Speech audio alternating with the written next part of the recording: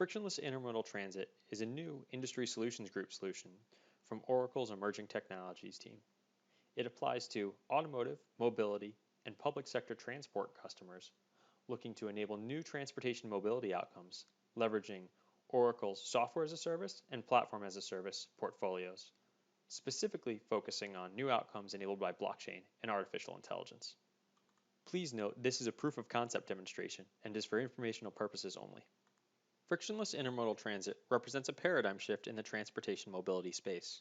Mobility as a service, or MaaS, is the integration of various forms of transport services into a single mobility service accessible on demand. To meet a customer's request, a MaaS operator facilitates a diverse menu of transport options across public transport, rideshare, card share, bike share, taxi, car rental, lease, or a combination thereof. This definition provided by the MaaS Alliance gives us good context on what mobility as a service means. This shift is driven by 4 key requirements in the industry.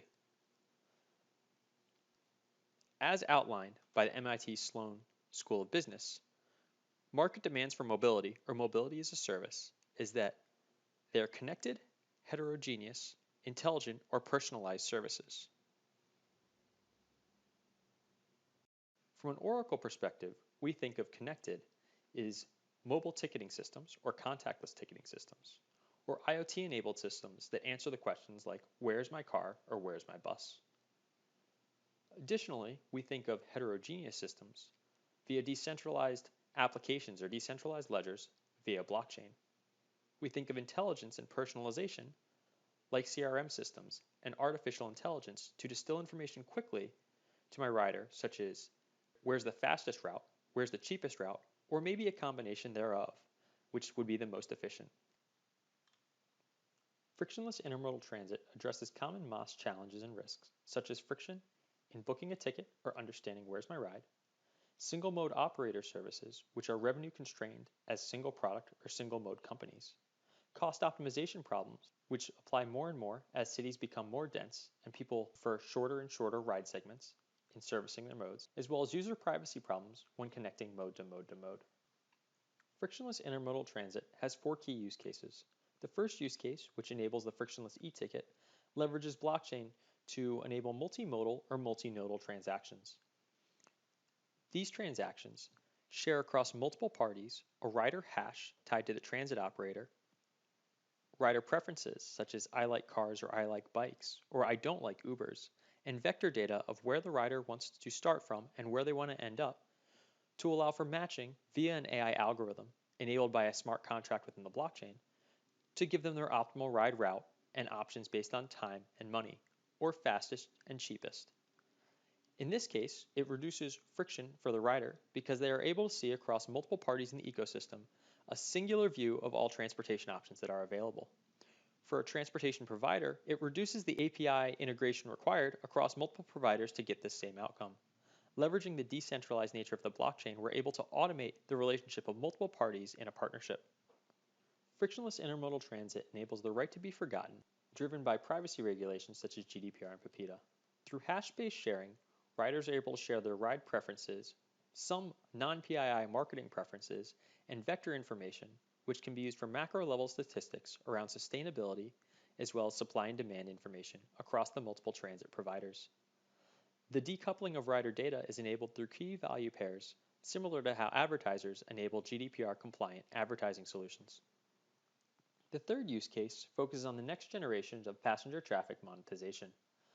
Because we know the audience location, preference, and marginal time, transit organizations are able to offer promotions and advertisements from local businesses and global brands in their extended e-ticketing offers. In this case, we are able to initiate economic development opportunities for local business, attract people to new jobs and opportunities, and allow businesses to access unknown audiences and connect people to local opportunities. In the fourth use case, we allow business leaders to measure the performance of their business and implement new business models overnight. Through profitability and cost management, and the decentralized nature of the blockchain, which enables substitutes in frictionless intermodal transit via third-party partnerships, strategic leaders are enabled to change their algorithms on how they deliver transportation and quickly add or subtract services that are operating at a loss or to expand high-margin services to meet demands across multiple parties, across multiple modes, in multiple locations in their geographic parameters. In this case, we enable margin winners or margin losers to be determined and rules to be implemented by time of day, by location, and by mode to determine what comparative advantage the individual organization has and how to implement it. In this demonstration, we have four personas: Clara Cook, who is our daily commuter; Alan Case, who manages his ride-hailing service; John Smith, who manages local business partners; and our CFO, Casey Brown. Let us take a look at Claire's commuter experience using Frictionless Intermodal Transit to book multimodal rides.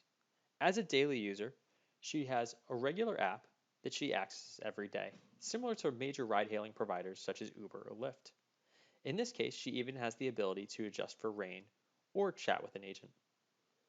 When she pulls up her location, which is Oracle's office in Redwood City, she's able to understand the cheapest, the fastest, or the most efficient route. From there, she's able to go ahead and book a ride and understand how to authenticate or reduce friction in her transactions. She goes ahead and begins her journey and receives an offer.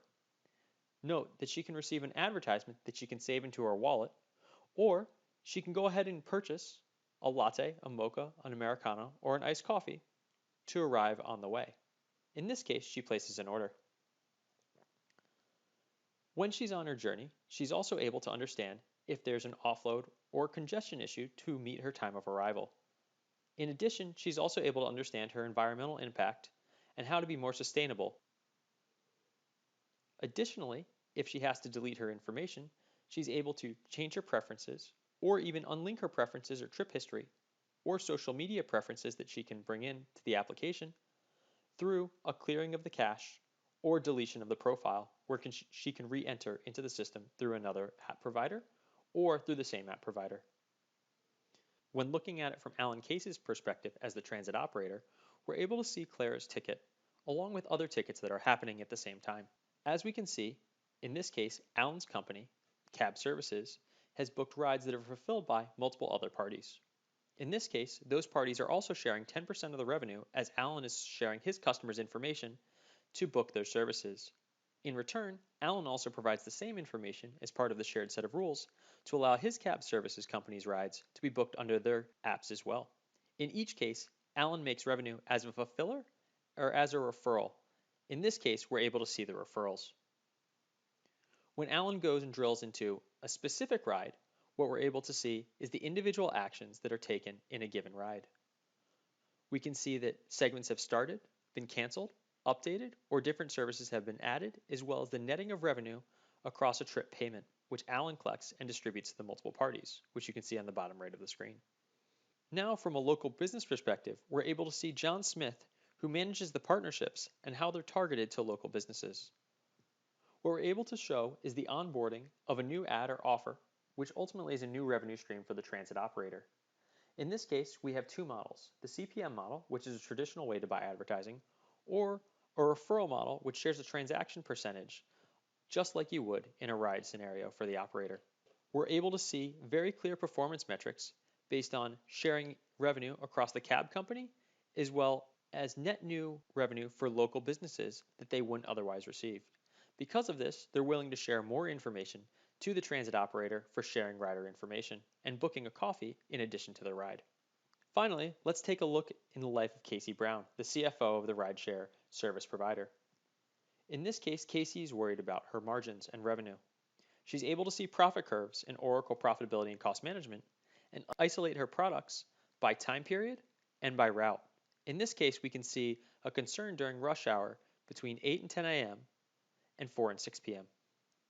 We're able to isolate that margin percentage and show proposed changes in rules by eliminating those services and outsourcing it to different ride providers that have a comparative advantage.